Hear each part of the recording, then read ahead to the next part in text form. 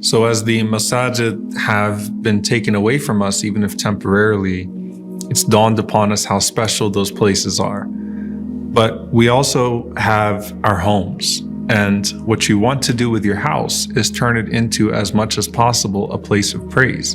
The Prophet ﷺ, he said, don't turn your homes into graveyards. So always leave some share of your salah, some share of your prayers for the house, even if you pray the congregational prayers in the masjid, so that your homes can also be places of barakah, places of blessing, places of prayer.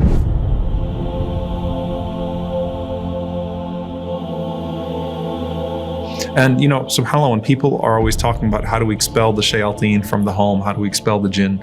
And the reality is that you invite the malaika into your home with the recitation of the Quran and with the presence of prayer and remembrance. And those things naturally would expel the opposite of them, which are the shayateen, which are the devils. And so you want to have a strong share of your prayer for the home, and you want your home to basically be like a masjid in the sense that it's a home of praise, a home where Allah subhanahu wa ta'ala is worshipped frequently. Now, one of the things that's very powerful when you're thinking about the malaika, when you're thinking about the angels, is when you pray at home, you're not alone. Okay, so even if you're not surrounded by rows of people, you're certainly not alone. And Sa'id al-Musayyib radiallahu ta'ala anhu, he narrates that no one goes into prayer even if they're on waterless, desolate land, ardi falah, which we'll talk about.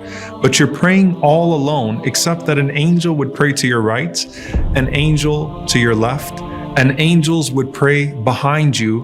Amthalul jibal, angels the size of mountains are praying behind you. Can you imagine you're entering into salah, you're entering into prayer in your bedroom, in your living room, in your dining room, your office, wherever it is, and you think it's just you. And there are angels the size of mountains that are praying behind you as you're saying Allahu Akbar. Wouldn't that cause you to think a little bit more, instead of going alhamdulillah, to actually think about the way that you're reciting and to take more seriously the moment? Obviously, the most serious element of it is that you're standing before Allah subhanahu wa ta'ala. But as you're standing before Allah, you have these angels the size of mountains that are praying behind you. And there is something special to praying alone, and what that denotes in terms of ikhlas, in terms of sincerity. And so you find these two hadith, one of them from Abu Sa'id al-Khudri radiallahu anhu, that the Prophet ﷺ said that the prayer in congregation, the prayer in jama'ah, is like 25 times the individual prayer. And then the Prophet ﷺ said, and salat that is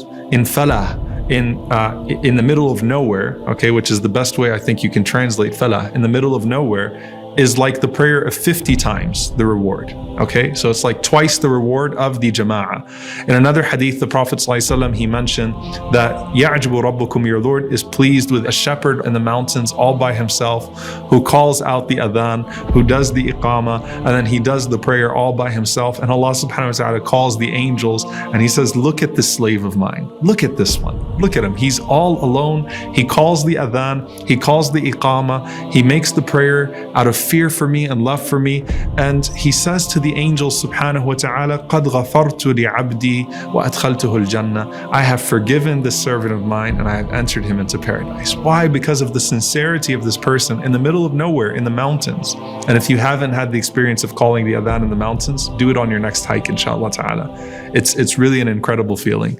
But the idea that this man is all by himself in the middle of nowhere, on the outskirts of the city, and still finds that clinging to Allah subhanahu wa ta'ala and announces themselves alone. So does that mean that instead of coming to the masjid, I'm going to drive out to the country and pray and I'll get more of the reward? No, these two hadith are talking about a person who happens to be in the middle of nowhere, not a person who goes and seeks the middle of nowhere for that prayer. And there is an implementation of this beyond just the sincerity of praying alone and the angels that are like mountains praying with you. When you're on a journey or you're traveling and you stop at a rest area, or you're praying, in a place that's really, foreign, that's away, and you're doing that out of sincerity, and it's just you and Allah subhanahu wa ta'ala.